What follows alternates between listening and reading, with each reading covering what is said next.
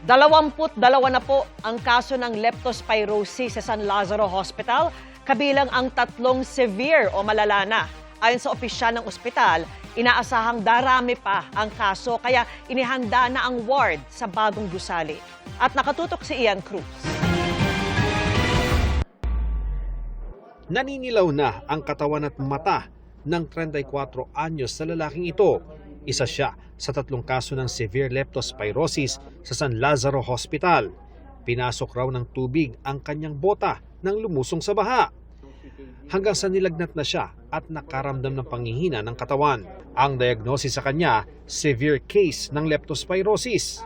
Ang masasabi ko lang din po sa kanila, wag po sila basta-basta lusong ng pagbaha. Kasi ang hirap po talaga magkasakit ng ganito. Kapag severe case na yung leptospirosis, dinadaan na po sa dialysis machine itong mga pasyente dahil apektado na ng matinding toxin yung kanilang liver, yung kanilang kidney at kung minsan ay apektado na rin pati yung kanilang paghinga. Nasa 22 ngayon ang kaso ng leptospirosis sa San Lazaro Hospital. Kabilang ang ginang na ito na sidewalk vendor sa Carriedo, Santa Cruz, Maynila. Kapag kasi dumaraan ang mga sasakyan, natatalsikan ng baha ang sugat niya sa binti dahil sa kagat ng aso. Nilagnat po ko, tapos magdamag po akong inubo. Nag-alala po rin ako kasi nga naano ako sa sugat, may sugat po ako. Sumakatuhin dito ko, hanggang kanina po nilagnat ako. At naiiyak po ako sa dahil sa sobrang sakit ng ko.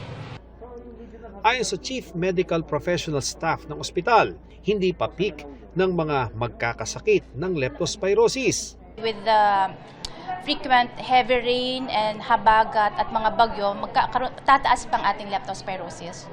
Kaya inihanda na rin ng ospital ang ward sa bagong gusali sa inaasahang pagdami ng kaso na posibleng umabot sa 100.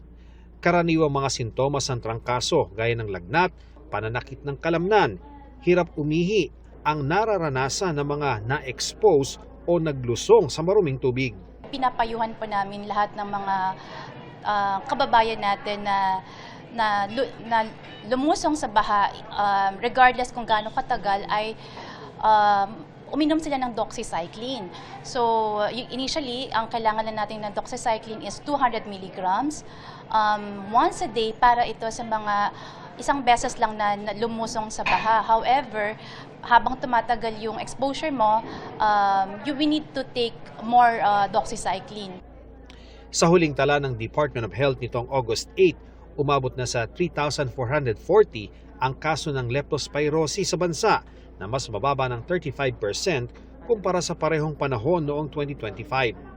Tiniyak ng kagawaran na operational at sapat ang supply sa kanilang mga pasilidad. Nasa 3.1 milyong kapsula ng doxycycline ang nakahanda sa DOH Central Office, pati na sa 17 Center for Health Development na sapat para tugunan ang pangailangan ng mga ospital at LGUs.